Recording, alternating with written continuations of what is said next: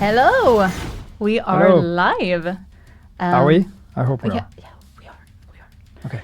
We have a double launch coming tomorrow, so this is a rather special stream. No, Yeah. Yes, we do. I mean, Yeah, it's good. just no unbelievable. It is unbelievable. So it's a very special stream. We have the DLC Battle for Brooklyn, and we have a new season, Crossroads. And my name is Anna Palm. I'm new here, so I should probably introduce myself. You have met my colleague Leo, who's also pretty new to the team. So yeah, we're super happy to be on this project. It's a project with a lot of legacy. You came just at the right time. Yeah. You didn't fire Leo last time? No. So for people, I was joking about that just before we went live, but last week we did a stream and I joked that Leo was fired. If Anais is here today, it's not because Leo is fired. No, we're actually two community Congrats, members. we have two com devs. Yay. Amazing. So let's take a look at the agenda for the stream today. So we will begin with the Battle for Brooklyn. We will have a world premiere for the trailer, talk a bit about the story, the gear and skills, and announce a little contest. Then we will move on to the seasonal content, so Crossroads with story, seasonal journey, exotics, some gear, the season pass, quality of life updates, some cool events happening, and we will end with the dev diary. Yes. Yes. So I think we can preface all of that, by saying that if you've been following everything, this is probably going to be a big recap of everything there is to know about what's happening tomorrow. yeah. So Yannick will just again. I'll just go in auto mode and just repeat the same things. But we'll see, maybe I'll add a different flavor this time. Yeah, maybe. So let's start with the Battle for Brooklyn, the DLC. So before we get into it, we are going to watch the trailer. Enjoy.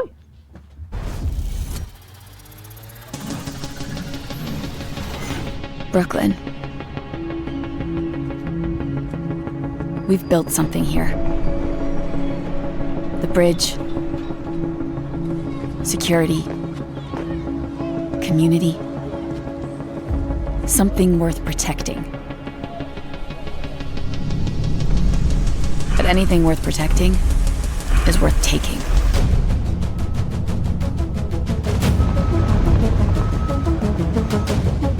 You know why we came here! Find it! And burn everything else!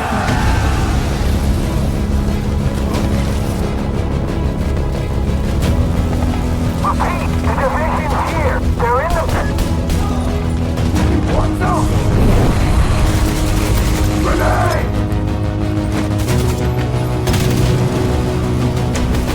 I'm coming for you, Agent!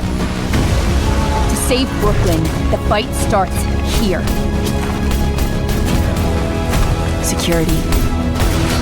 Community. Something worth protecting. Brooklyn is our home. Without you, it'll burn.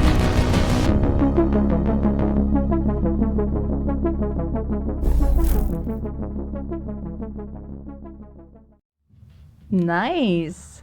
So we're back in Brooklyn. Fire and explosions. So do you want to summarize the story? What are we getting into?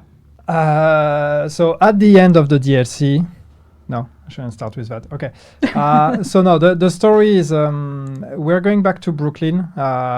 So everything is centered around especially one place in Brooklyn, and that is the Bridge Settlement. This settlement was established a while ago. And while all the events happened that we know in DC, in Manhattan with Warlords of New York, while all of those things were taking place, this settlement was established in Brooklyn and was left pretty much untouched and left alone. There was not much at stake in Brooklyn. It's not a really strategic position or anything. So they were able to thrive. And so we have a pretty independent, isolated community that exists there. But all of this changes when the cleaners come. The cleaners cross the river, come to Long Island. We've seen already some of them in the incursion. But now they are actually coming with overwhelming force into Brooklyn, really intent on taking it over and burning it to the ground. So this is your duty now as an agent to go there and to answer the call to make sure that you're saving the civilians. As you do that, you're going to meet a bunch of people. Some of them you know, some of them you don't, and try to save them, but also try to understand a bit what is going on here. Why are the cleaners coming here? What are they after? Why are they coming with so much force and so many of them basically, and who is leading them? So there's a bunch of small mysteries to uncover there, but ultimately, and first and foremost, you're here to save people, to save the settlement. So as you mentioned, we're back in Brooklyn. This was the starting point in the first division. Yes. How did you work with the nostalgic elements? Well, I think Brooklyn is a great opportunity for us, and that's really the one thing that clicked when we started talking about making a DLC, making a new piece of world, and where would we go. Brooklyn made so much sense because it's this convergence of the past and the future for us. Because, as you said, the Brooklyn is where everything began. If you played Division 1, this is where your adventure started. This is where you created your character. These were the first streets that you went through. This is where you met Feilau. So there's a lot of history there. Even the very first trailer, the reveal trailer of the Division in 2013 was also in Brooklyn. But on the other hand, it's also an opportunity for us to show how the world has changed, how the world of the Division has changed and it has evolved. So it's really the convergence of those two things. And we really wanted to make sure by building Brooklyn that we would take the time to put as many references as possible to the original Brooklyn that you may know from Division 1. We wanted to make sure that you can recognize those spaces, that you can find some of those anecdotes and some of those Easter eggs that are referring to events that happened. But once again, always making sure that we add a layer of transformation on things, because I mean, obviously, many months in our story, many months happened between the events of Division 1 and the events of Battle for Brooklyn. So we wanted to make sure that this also transpires as you play the DLC. You're going to find familiarity and similarities, but also a world that has completely transformed. So next up, we're gonna take a closer look at the environments by looking at the settlements, starting with Dumbo. We have some purple flame going on. Yeah, so we have two name zones in the DLC, as you know. One is Dumbo and the other one is Brooklyn Heights. And Dumbo is actually the one that contains the Division 1 streets as well, but not just. It's bigger than that. This is also where you're going to be starting your fight against the cleaners. So you will see more cleaners activity and more cleaners destruction in that name zone, because this is where the attack comes from. But we really wanted to make sure that when we worked on those name zones, we give each one of them as much identity as we can. So they really have kind of a different setting, a different story, a different purpose, even in the way they're being used by the civilians of the bridge settlement. They serve different purposes. And we're also, even though our map is smaller, what we wanted to do is make sure we have density. So as you run in the streets, you will see a lot of course, your usual activities that you can expect from the open world, but also a lot of opportunities for exploration, for discovery, and even some verticality with some rooftops that are available and things like that. So we really wanted to make sure that every space in this map is utilized, and then there is opportunities for surprises everywhere. Nice. And this is the Brooklyn Heights Yes. area, right? Yeah. And now we're at the settlement. So this is the settlement. This is the bridge settlement. So that's the one I talked about. This is where the civilian community lives and has thrived. One thing that is a bit different tonally is that we wanted to show a community that has, as I said at the beginning, that has been left alone, that has been able to rebuild a bit more, to actually really take control of the space. So you will find when you arrive a settlement that is already well established, that is well defended, that is guarded. As you venture the streets around the settlement, you will also see But the civilians have done a pretty good job at cleaning up the streets, at removing some of all the clutter and some of the dangers that you would usually have. But of course, as you go further and further in the streets and further away from the settlement, things start to change. And similarly to the Division 2 campaign, this settlement will evolve as you progress. So the settlement itself will have visual upgrades. You see that here. And there's also smaller upgrades within the settlement that are tied to your progression. So you're going to see this space develop and thrive even more as you play the story. It's really cool. We have a picture here of the map as well to see the regions Yes. spaced out. So how much of this would you say would be Brooklyn from Division 1? Well, I think basically, the space between the two bridges is where the tutorial of Division 1 took place. So we have a bigger map here. But as I said, again, it's a map that is dense, that has a lot. And as you can see, we have 4 world missions that are directly on the map and 3 main missions that are outside the map. And some of the reason behind that is we wanted to offer a good mix of seamless continuity and being able to jump into a mission from the streets of Brooklyn directly. So you get the mission from the NPCs, you go to the mission, you can run to the mission and have all the things that happen in the open world that come in your way as well. So there's opportunities for distraction and exploration. But making the main missions off-site and separate also gives us an opportunity to have missions that are that also have a very strong thematic, that have maybe a different tone or a different angle. So that was one opportunity for us to make those missions, the main missions off-site, is really to also be able to have something that can disconnect a bit and kind of breaks the routine of what you're going to get used to as you venture the streets. So we have that mix of both. And once again, we've said that already, but as a reminder, the world missions and the difference also in world missions and main missions is, well, main missions, that it's the same. You should expect the same as main missions in the Division 2. World missions, it's a new thing. It's about the size of a side mission. It's a bit bigger than a side mission, I would say, but just slightly bigger.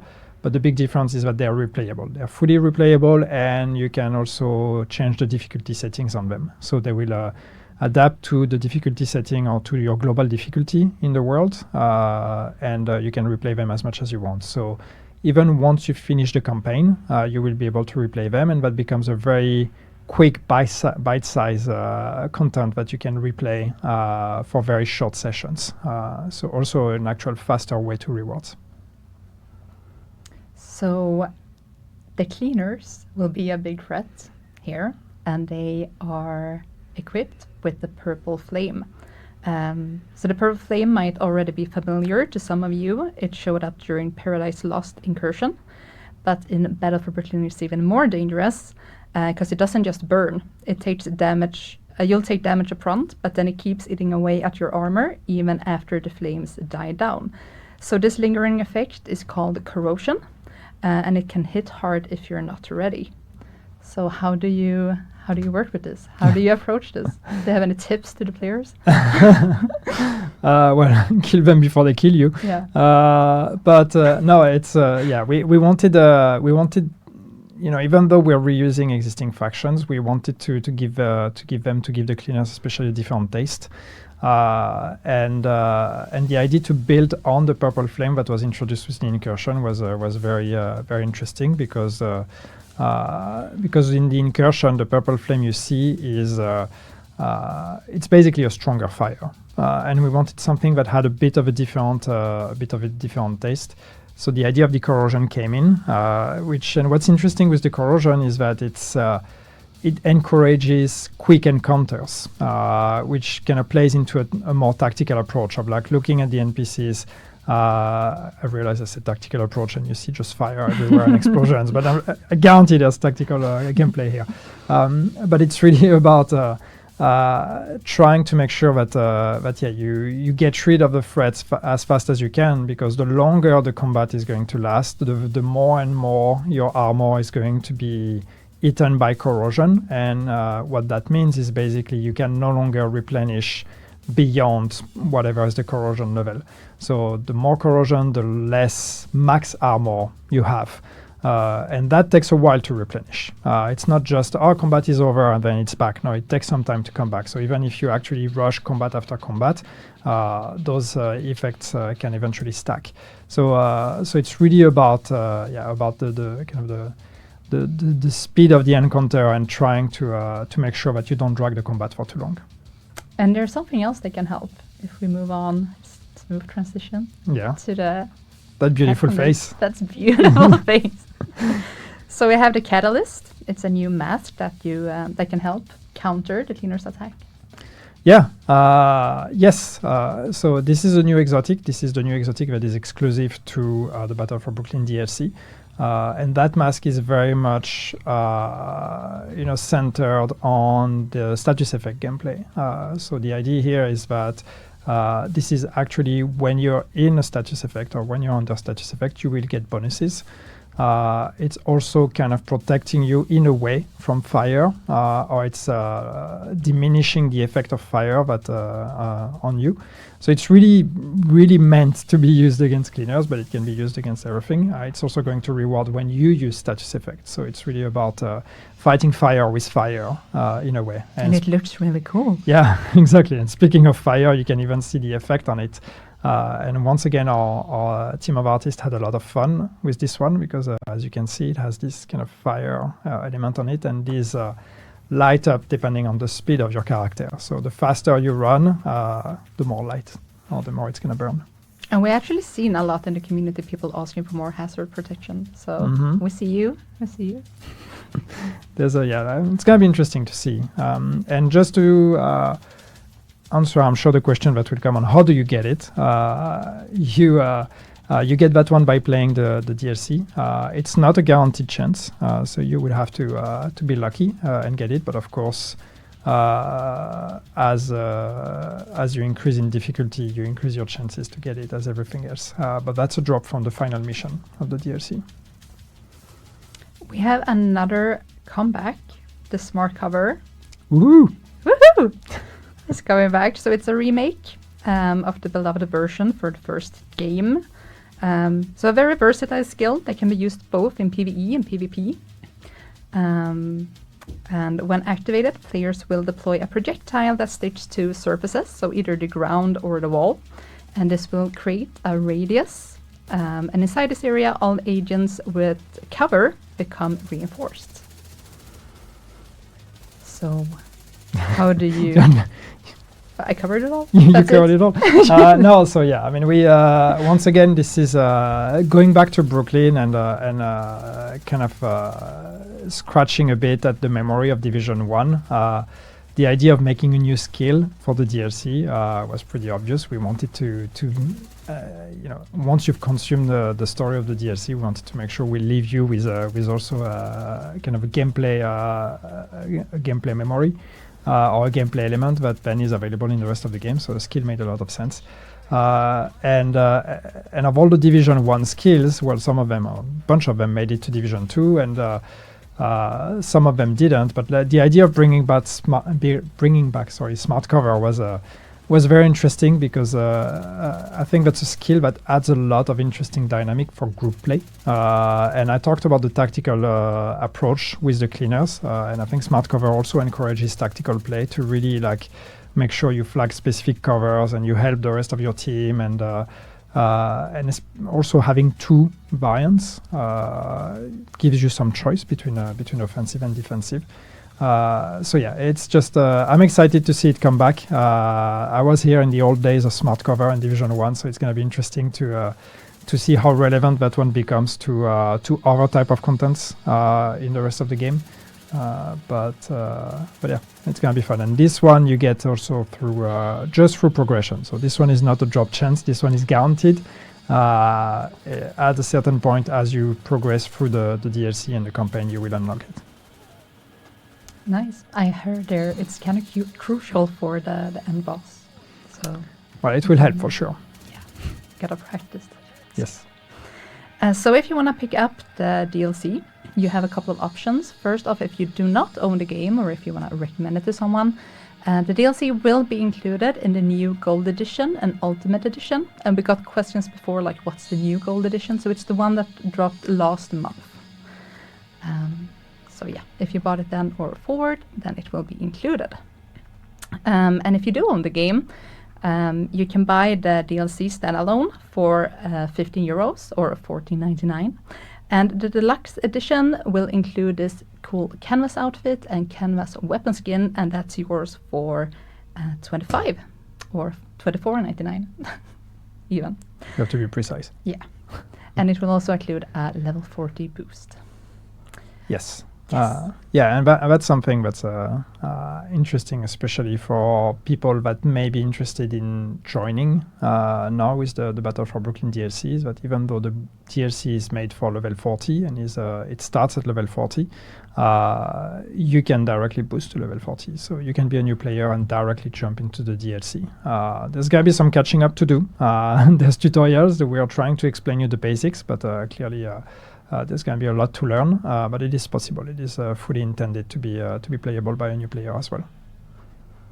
And on community side, we got a contest coming up. So we have a treasure hunt that's going to take off in June, where we want you to find cool spots in Brooklyn. So stay tuned on our social for the exact dates and the hints on what to find. We will also, as usual, drop the fan kit with launch. So if you're a content creator and want to use some official assets, you should check that out.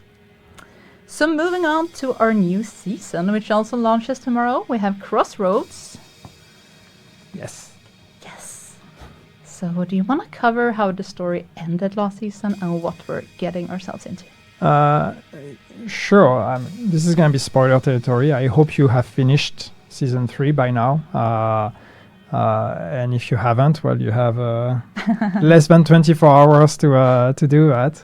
And if you haven't, well, block your ears now or mute because I'm about to spoil it. But as you know, if you've played the season, so Burden of Truth ends with the comeback of Kelso. Kelso comes back to the White House on a mission, and her mission was one to take down the Black Tusk asset, which was Dr. Summers, and wake up Schaefer. So Schaefer wakes up from his coma finally after a few years of seasons for us and just a few months for them. But so this is where Crossroads begins. So it is, the DLC and the season are two different stories, and you can play them in whichever order. In our timeline, they take place more or less at the same time. So you can answer both calls, but they are not directly connected. And as you go into this season, this is very much about Schaefer waking up, and Schaefer knows a lot of things because, as you know, he was part of the BTSU. The Black Tusk elite and the Black Tusk commanding force. So he knows the ins and outs of the Black Tusk operation, and especially Natalia Sokolova and her plan and what she's been working on. So for us, this is really the beginning. We are entering year 7, and this is the beginning of a new chapter where things are going to change. Stories are going to be, some elements are going to start reaching a new stage of progression. If I even dare say, some conclusions are going to be reached. And that's also the idea about Crossroads and why the season is actually called like that. It's a bit more of a high-level name for where we are at today with the game. But you have the Brooklyn DLC, you have the season, you have the connections to Division 1. We're entering really a new chapter for the Division 2. So it's, there's a lot happening now. But in that story as well, and in that season, we're going to be starting to answer a lot of questions. Yes, so part of Crossroads, we also have the Manhunt Scouts. So released weekly with no fixed order to complete them anymore. Yes. Sounded very excited about that. But yes, I mean, we've made a change to Scouts, so we no longer want to force you to play them in a specific order. They will still unlock in a specific order, but if you come back later and you haven't played them, you don't have to do 1 and then 2 and then 3. You can play them in the order you want. And that leads us to the next point, which I'm directly going to go into about the high value targets. Yeah. Uh, Go ahead. And that's the main reason also why we're doing that, is that we no longer want to force you to play all the scouts to unlock the climax mission, because we are, we understand that for some people, for people who can't play every week, and who want to come back when the climax is finally available, it can be quite daunting to have to do 10, 11, whatever scouts before you can do the climax. So we wanted to change that. So now what's going to happen is in this season, there will be 2 of the scouts that are actually called high-value targets. Those high-value targets, they are the only ones that are mandatory to unlock the climax mission. So you will only need to do those 2 when the climax mission unlocks. You will only need to have done those 2 to play the climax mission. So if you come back at the end when the climax mission unlocks, you just need to catch up with those 2. If you're doing all the scouts every week, don't worry, you will be rewarded and you will get more for your time, and also in terms of story, you're going to get more, more story and more rewards. But it is no longer mandatory. It's an optional activity that you can do just the same as everything else. And you mentioned the climax mission. So if you finish that on master difficulty, you have a guaranteed drop of the Tinkerer exotic mask. Another beautiful face. Another beautiful face. And if you do it on lower difficulty, there's still a drop chance, but the harder difficulty and then master, you're guaranteed it. So what's cool about this mask? Well, what's cool is that, and that's the kind of the theme throughout a lot of the gear that we've done in this season. It's kind of a callback to Division 1. Because this one is based on the Alpha Bridge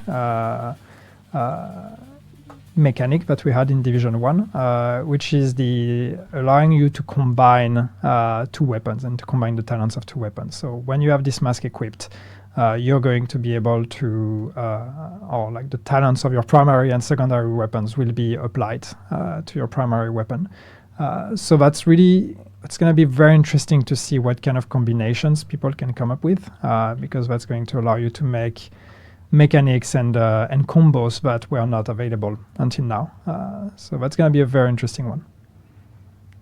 I think based from the PTS, we've seen already a lot of ideas and the min-maxers and the build makers have already been working a lot on that one. So I think it's gonna be fun.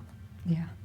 So seasonal journey, as you talked a bit about with the Manhunt Scouts, we're continuing this, like giving more flexibility to how you play. So this season, after completing mission number 3, the following missions 4, 5, and 6 will unlock at the same time, and you can complete them any order you want to. Yes, so that's the same. Yeah, it's we want to move a bit away from the very strict structure that we've had until now. We want to open it up and give you a bit more choice. And here the idea is that since already last season with Burden of Truth, we already made a change where we connected the modifiers to the season journey, and we are leaning even more into that now.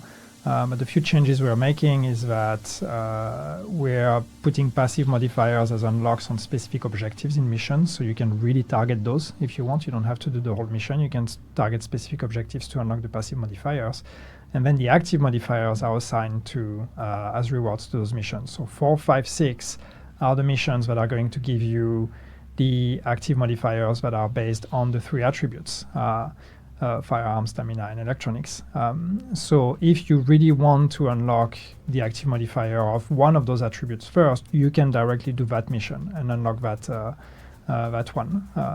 Once you do all 3 of them, then you unlock, not even all 3 of them, I think there's a threshold where then you unlock mission number 7. But yeah, once again, you can complete all of them, of course, but you don't have to do them in order. You do them in the order you want, based on what's your gameplay preference. Yes, so you touched on modifiers. So the global modifier this season is called Hardcore. And if you play the Division 1, the attributes just mentioned will sound familiar. So the firearms, stamina, and electronics. And this time around, they return as core attributes. Yeah.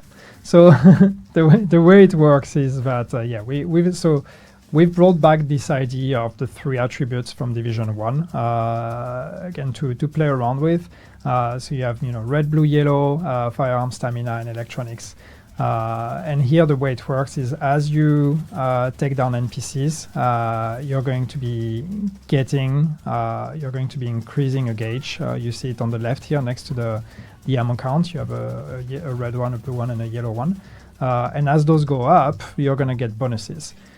So it's a bit similar to what we've had this season with Rogue Momentum, but the big difference here, there's 2 big differences. First, you don't necessarily have time pressure. Those don't go down over time, so you just keep building up. It becomes a currency that you can consume. And what you consume it for is for the active modifiers. And the active modifiers here are really built around the memory of the links, and so the ultimate abilities you had in Division 1. If you remember, you had 3 of them, and these were real kind of like moments where you could trigger your link, you could trigger your ult, and then suddenly the fight would turn around completely. And we wanted this season to really be about that. So even though this is filling a gauge to get bonuses, the real fun here is about managing the economy to get your links up as much as possible, because when you get them up is when the real fun begins. So that's it sounds a bit familiar to Rogue Momentum we've had in Burden of Truth, but it's actually quite different, and it is inspired by the way it worked in Division 1. And the passive modifiers are now unlocked through specific objectives, not just by finishing a mission. And active modifiers are tied to how many objectives you complete overall. The Broken Link active modifier is also available right from the start, so as soon as you jump into the season, you can play around with that. Yeah, you will get 1 active. I think we have 5 active modifiers this season. Am I saying something wrong? Or 4? We have more than usual. And yes, there's one you get directly from the season start, and the other ones, as I said, will be unlocked through the mission, the season journey. Do you want to take a look at what the season has to offer with exotics? Yes. Yes. Please say yes. Say yes. Please say yes. So first off, we have the return of another familiar face. Yeah. So this is in the form of the exotic RPK-74. So you might remember the pecan. Yes. If you do, make some chat in the noise in the chat.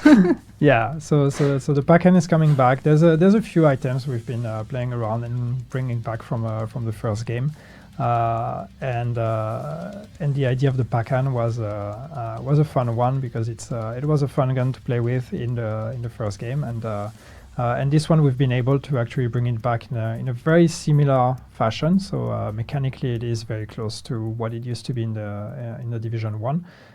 Visually as well, we really wanted this one to really feel like an echo from the past or a memory, and really be the item you could get in the first game. So that one is going to be it's going to be interesting and a lot of fun. And the way it works is you build stacks as you take down enemies, and then on your next reload you're going to have a bigger mag. So it's going to be nice, allowing you to shoot longer. We also have a new holster, so the Nimble. Yes, and Nimble is so this one is it's not directly an exotic we took from Division 1, but it's based on the mechanic of the first game as well, where you could heal by doing cover-to-cover movement. So we took that idea and we revisited it. We worked a bit with it and came up with a whole concept for a new exotic item. So this one is also it's also going to be interesting to see how people can use cover-to-cover. It allows you to potentially kite NPCs to get more survivability. It's also very fun visually because once again the art team had some fun with that. I don't know if we will see that in those videos or not. It's actually there's a screen on the other side and it changes depending on if you're cover or out of cover or running. So it's pretty cool. See it here. So now it's green because you're in cover, then it turns blue. So yeah. Nice. We also have some new exotic weapon skins. So we're gonna take a look at the Nocturne, which is very pretty. Yeah, so that's a skin for the Pacan, and yeah, as you can see, it's very orange. It's very pretty. It's Nocturne because it's It's very black and gold to me. yeah, and it emits light in the dark. And as you can see, when you turn rogue, it actually goes red. Gorgeous. Moving on to some season gear. So first off, we have a new brand set.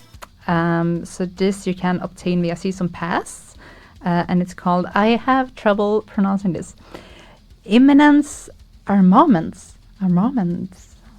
Yeah, maybe? Close Yep. enough.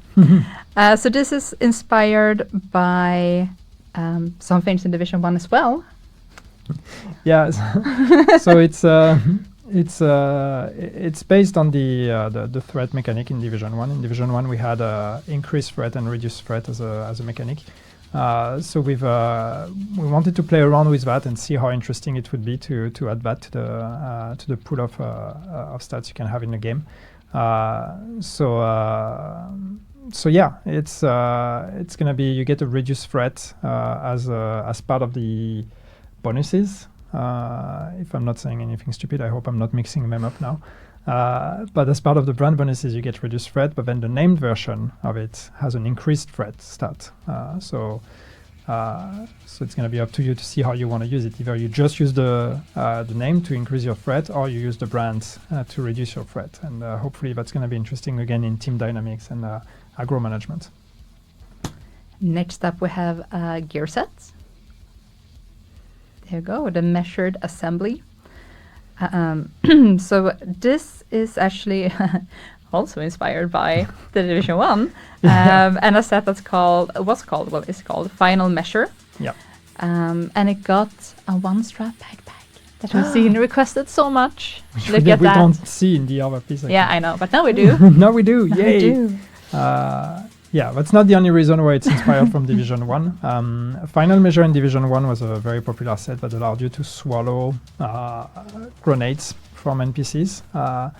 And this one is it's heavily revisited, so it's not swallowing grenades, but it's actually taking down skill proxies and skill elements from enemies as they enter the area of effect of your gear set. So that's kind of a negation zone around you to protect you and your friends. So once again, interesting to see how that's gonna go. And as you said, yes, one-strap backpacks. They are back. They're coming to Division 2. Not everywhere, so you can use them, but it's gonna be depending on what you wear and only with tops and chest pieces that are actually compatible with it. But don't worry, if one strap doesn't work, there's always going to be two straps. You're not going to lose your backpack. But yeah, this is I think the first piece of gear we're going to make with this. But you can expect to see more one-strap backpacks coming to the game moving forward. Yeah, we also have a return of the Fei Lao bundle that also has a one-strap backpack. Yes. If you want to double up, does that make it two straps? If you have two ones. You have two one-strap backpacks. Math. No.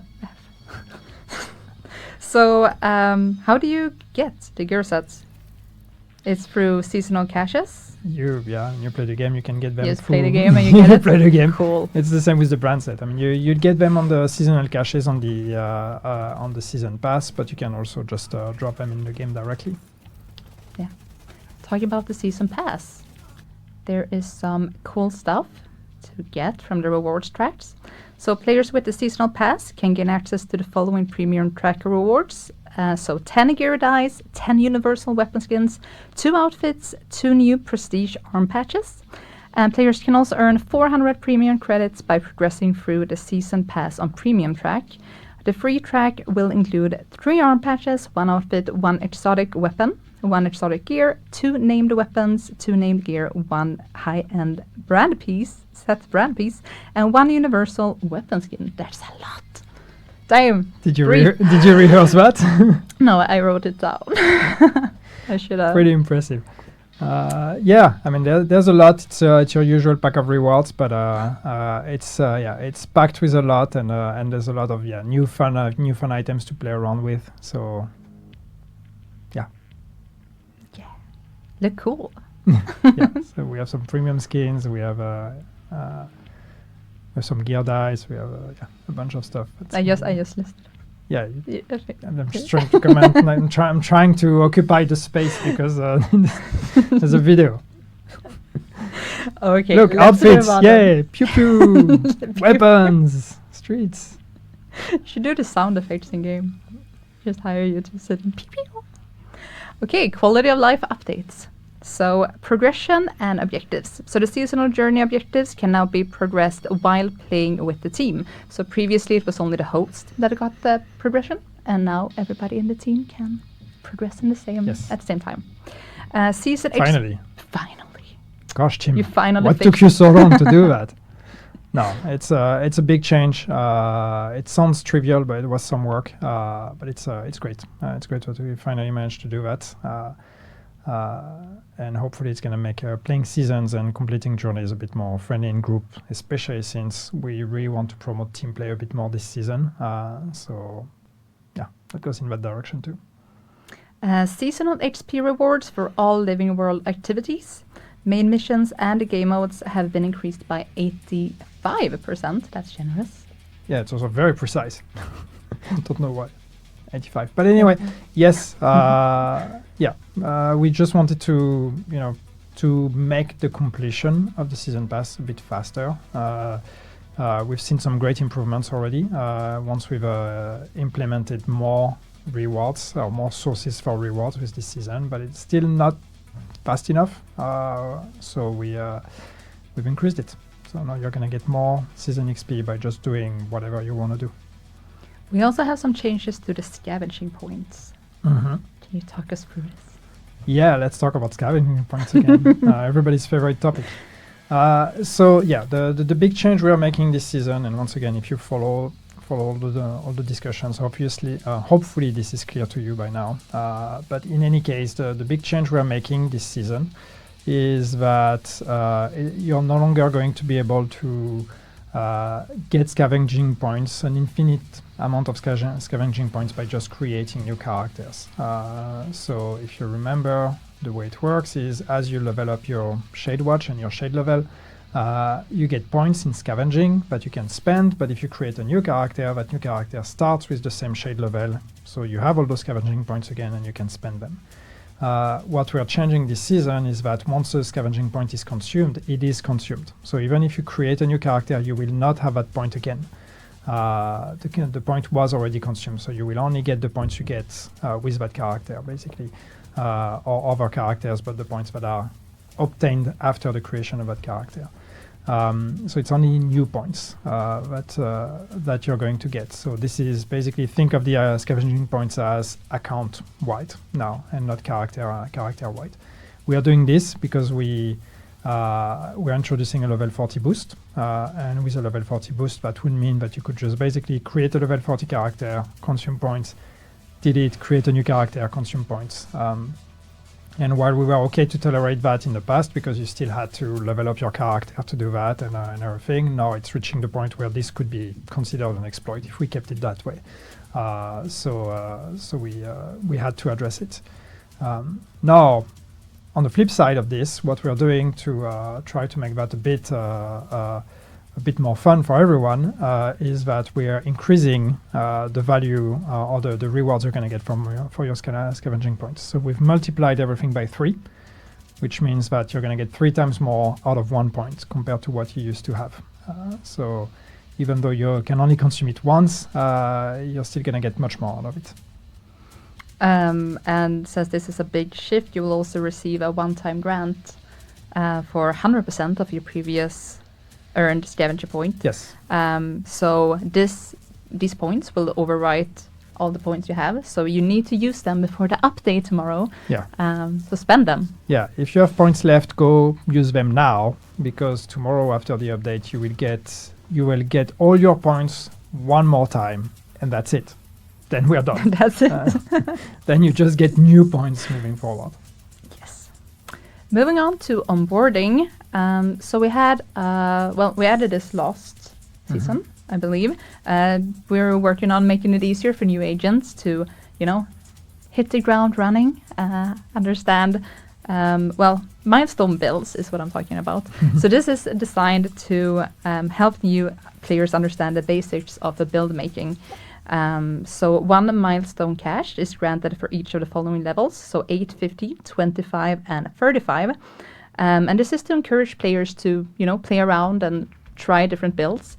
And equipping the gear triggers quick explanations to highlight how pieces work together. So this is, part of a bigger plan here. Yeah, absolutely. No, it's it's very easy when you work on the live game like ours to just focus on what exists and what do we do to keep adding to the game.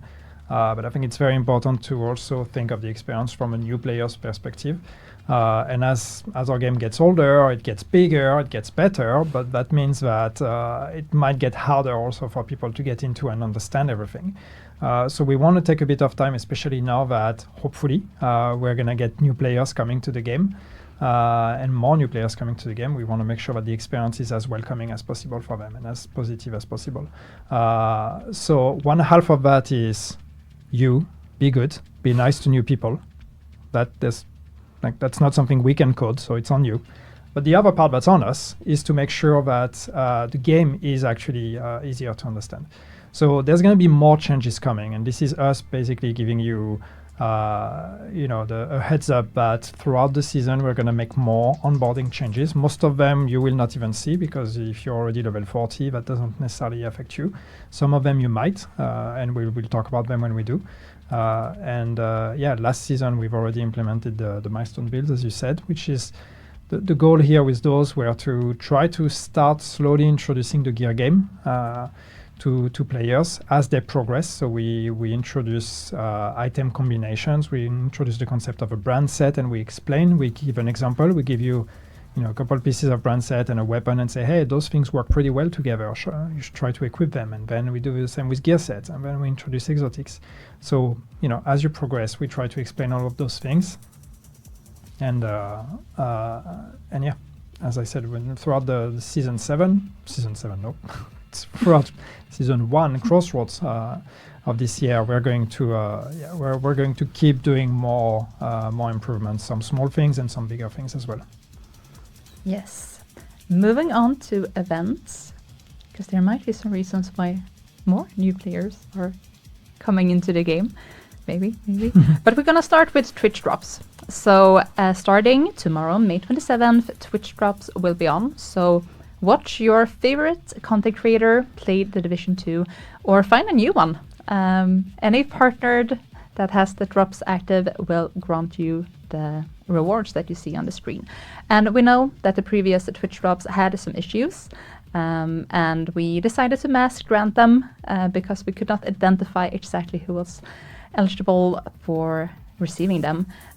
So you're welcome to those who didn't even watch. Hopefully we won't have to do the same again. We have been looking, thoroughly at the system, and hopefully everything will run smoothly this time. And if it doesn't, please reach out. We want to hear if you have an issue so we can help solve them. Next up, summer events. So we have some new skill VFX coming in. Yes. That's cool. Yes. So more customization. After the exotic skins, now we are going to start introducing new VFX for skills. So as you can see, we've had a lot of fun, maybe too much fun with some of those. But these are new elements that you're going to get to unlock by playing the summer event. You will be able to change the way your skills look, which is something that has existed in the game since the launch of the game. But we've actually never made new ones. And finally, we are able to.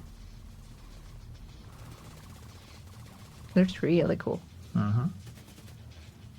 Okay, so Shepherd XP. We have a Shepherd XP event coming up. We've seen some questions in the community on exactly how this system, the Shepherd system, works. Do you care to explain for those who uncertain. Well, at least what I can say for this event, what's going to happen is that there's actually two things that are going to happen. And what we really wanted is, as I said earlier, I joke, but honestly, a big part of people joining the game and liking the game is the community. And we see that all the time. A lot of people, they come to us, they play the Division, and more often than not, they praise the community and the bond of friendship that all the players have together as one reason why they enjoy the game. And we really want to emphasize that. And we have a feature in the game called the Shepherd system that is, rewarding you for helping new players or helping other players. And we really wanted to push that now, especially with, again, the big influx of players we're going to get. So what we're going to do is two things. One, and that one is actually a permanent change that's going to stay in the game, at least until we decide otherwise. It's that we're going to increase how many endorsements, auto-endorsements you get when you use the Shepherd system. So the Shepherd system, if you remember, is basically when you help other players by using the call for backup, you get endorsements. You get automatic endorsements if you played long enough with those players. And then those players, if they had a positive experience, they can also endorse you.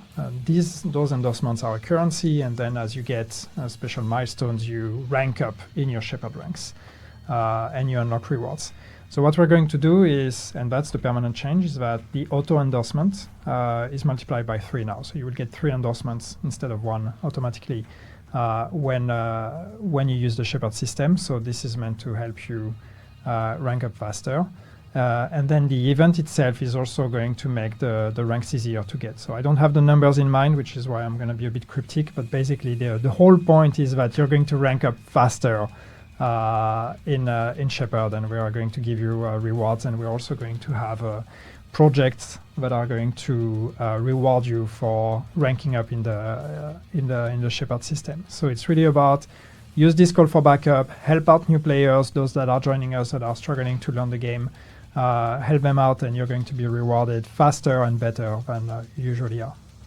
And you might have a lot of agents calling for a backup this weekend, because we have a free weekend coming up, starting on, there we go, May 29 to June. You're waiting for the I like that you had to wait for it. You were not sure. To June 2nd.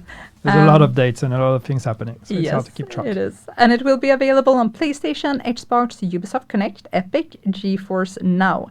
And any progress that what you progress, it will transfer to the game if you buy it after. So recommend the game and have a friend try it out. We will also be on Xbox Game Pass. Why are you whispering? I don't know. New. I didn't want to People scream. know about that losing my already. voice. You can be hype. I mean, it's fantastic. It's amazing. And obviously, yes, this is the reason why, not just that reason, but it's one of the big motivation why we are pushing, community play and onboarding and all those things. There's a culmination of a bunch of stuff. We have a DLC coming, we have Game Pass, we have free weekend, we have overall some excitement. I hope for you, at least we are excited about where the game is at and where it's going. So we really want to make sure that we have all the elements to try to welcome as many new players as we can and give them a good experience. And the handsome man we're watching here is the Xbox Game Pass perk. So for a limited time from May 29th, if you are a Game Pass subscriber, you can claim this EMS. Yes, EMS outfit. Good idea. Know how it's called. Yeah. Cool. Now I know. Now you know. Moving on, we have some community contests. So the first one ties into this new player helping out a friendly agent. So we will ask you to give your best tips in our Discord. We're gonna create a new channel, and we want you to, give all the tips and tricks. And some of you will be rewarded for your generous knowledge sharing with some very cool prizes. So check out our social to see the exact dates on when this will start. And then... If someone can share the tips on what's the best way to get the Scorpio, thank you very much. The Scorpio? That's what I new have some players idea on what's should go after. No, that's what I want. That's what you want. But I still don't have it to this day. I have some ideas on how to get it, but somehow it's just not working for me. So Yeah. This was all the topics. I'm glad that we finished with the Scorpio. That's clearly the most important topic of all. So yeah. Did we cover it in 1 hour? I think we did pretty well, actually. Yes, I'm rudely checking my watch during a stream. So. Okay. Yeah. So thank you so much for hanging with us, and I hope that you guys are excited to play as we're excited to share what's coming tomorrow. It's both the Battle for Brooklyn DLC and the new season Crossroads. So I really hope it's that unreal. it's unreal. It's just it's we've been working for so long on this moment, the DLC and the culmination of everything, and it's just to know that it's happening tomorrow is just it's really exciting and terrifying in the same time. And when we say bye, there's actually one more thing happening that it's kind of a wrap up. So if you didn't listen to Yannick or I, you can listen to Yannick again. Talk a bit more polished about what we just talked about. The better version of me. So and some other friendly faces, not just Yannick. We have a wrap up of our wrap up stream. I love it. Thank you so much for watching and enjoy the Dev Diary. Thank you.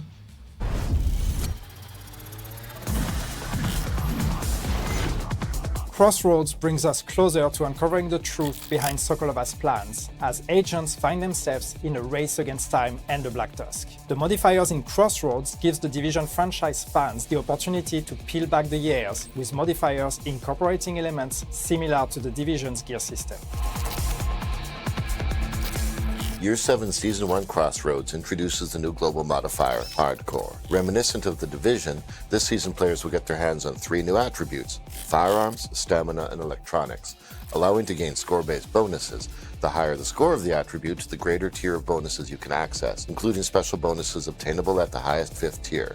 2 cores equals 1 tier. So for example, 6 cores will bump you up 3 tiers.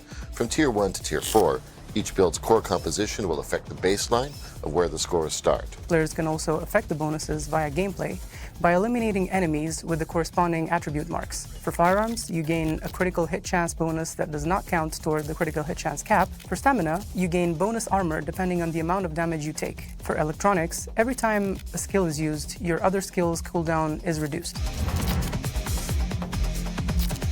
This season, Active Modifier's main functionality is to consume the current score bonus in exchange for a powerful temporary boost. The higher the score, the greater tier of bonuses players can access, including special bonuses should players reach the highest tier. Year 7 Season 1 introduces 5 new active modifiers, with one of them, Broken Link, not requiring to be unlocked and granted together with the global modifier right at the beginning of the season.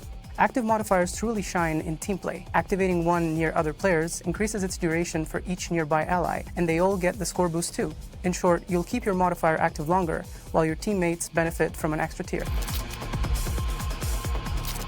This season's passive modifiers are reminiscent of the talents from the Division. Passive modifiers are directly tied to your current attribute tiers. For a passive modifier to be activated, you will need to have 1 or more attributes reaching a minimum tier. For example, as long as you meet the required tier for a specific attribute, the corresponding bonus is active. If you drop below that tier, the bonus will become inactive. Hostiles are also gaining bonuses this season, shown by the colored marks above them. Firearms mark. Enemies gain movement speed and deal more damage. Stamina mark. Enemies become more resistant from damage. Electronic mark reduces the damage enemies take from skills or attacks to their weak points and further increases their resistance when they have gadgets deployed. Defeating these enemies adds additional attribute score, allowing you to gain bonuses beyond those awarded by your gear cores alone. Enemies can spawn with up to 3 marks, granting significant boosts. All in all, Crossroads is a perfect opportunity to diversify your builds, regardless of the numbers of cores they have. As with every season, Crossroads introduces new gear to collect. The Imminence Armaments brand set, the Measured Assembly gear set, 2 named weapons, Blood and Purist, and 3 new exotics, the Pacan Exotic RPK-74, Nimble Exotic Holster, and Tinkerer Exotic Mask available through the Climax mission. Designed to maximize skill use, the new gear encourages creative loadouts tailored to individual playstyles. Longtime fans will also spot subtle nods to the Division in some of the new items. We continue working on Seasons 2.0 improvements based on your feedback, and this season is no exception. You can now make progress on seasonal journey objectives while playing in co-op, so grab your friends and dive into the new season together. Last season, we introduced a change that allowed seasonal XP to be earned through all open world activities. This season, we're boosting that Season Pass XP by 85%. Among other exciting quality of life updates, one-strap backpacks have officially arrived in the Division 2. While currently limited to shirts and uniforms that hide vests and have front space to accommodate them, more options are on the way soon. And by the way, the new measured assembly gear set includes a stylish one-strap backpack, which is available through the free Season Pass track. Don't miss your chance to grab it. Crossroads brings more exotic skins, starting with Nocturne, an exotic skin specially created to match the new exotic weapon of the season, Pacan. Scavenging points are now shared between all characters on your account. Each new character gains access to the shared pool upon unlocking the SHD watch. Hardcore characters will continue to use their own separate pool. Spending points on one character removes them from the shared pool for all the others, so you cannot use the same points on more than one character. To compensate for this change, you will receive the maximum number of gainable points from a single character upon your first login in Crossroads. The number of points awarded will be based on your SHD level prior to the update. Players with the Season Pass can gain access to the following premium track rewards: 10 gear dice, 10 weapon skins, 2 outfits, 2 new prestige arm patches, and more than that, players can earn 400 premium credits by progressing through the Season Pass on the premium track. The free track will include 1 outfit and 1 weapon skin, allowing every agent to gear up and stand out in the streets of DC. Celebrate the Battle for Brooklyn DLC and Crossroads release by watching any partner Division 2 Twitch stream during the promo period to earn exclusive Black Tusk themed rewards, weapon skins, trophies, as well as named and exotic caches. Week 1 rewards are live now through June 2nd, and Week 2 runs from June 3rd until June 10th. Don't miss out. The Division 2 is coming to Xbox Game Pass on May 27th. Jump in now and claim an exclusive 5-piece EMS outfit available as a Game Pass perk. New to the game? There's never been a better time to start. We've streamlined onboarding and accelerated early game progression from levels 1 to 12 and introduced milestones caches to help new players explore item variety and dive into build theory crafting right from the start. Longtime players can also count on some fresh excitement. For the first 2 weeks following the Xbox Game Pass launch, level 40 players can triple their auto-endorsements by answering calls for backup to help newcomers. And of course, what's summer without a summer event? Crossroads is heating up with a bunch of exciting in-game rewards. Grab your favorite chill drink and get ready. The summer fun is just around the corner. Complete the project to earn a new outfit and a tricolored skill VFX usable with both the turret and the hive. Join the official Division Discord channel and share your gameplay tips starting May 29th for a chance to win some cool prizes. With so many exciting updates on the way, we hope all our agents are gearing up for an awesome summer. As always, stay tuned for more surprises throughout the season.